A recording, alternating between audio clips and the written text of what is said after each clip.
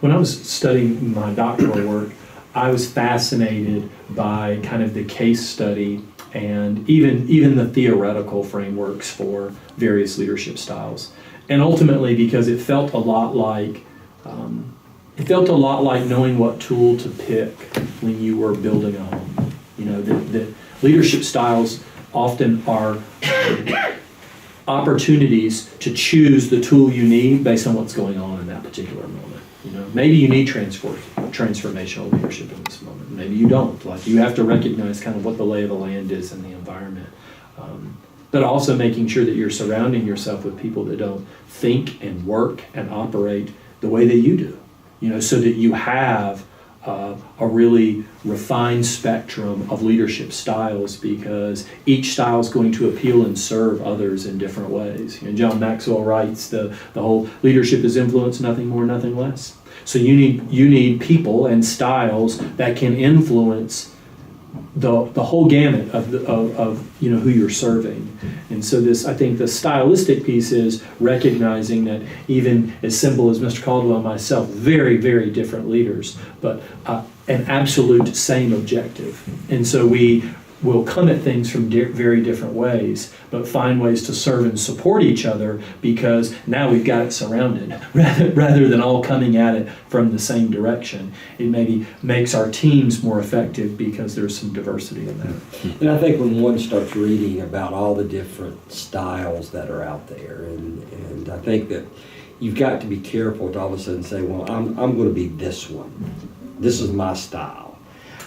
I like what I read. Well, I think a lot of it, to me, also deals with your personality and deals with what's inside of you is more of a style. So I don't think it'd be hard for me to say one can just go pick one and that's the style that I want to be. I think it's got to match up with who you are and your personality. And I think all of them are successful, and I think once again you can read about the different styles in your personality. I'm a little bit of this, a little bit of that.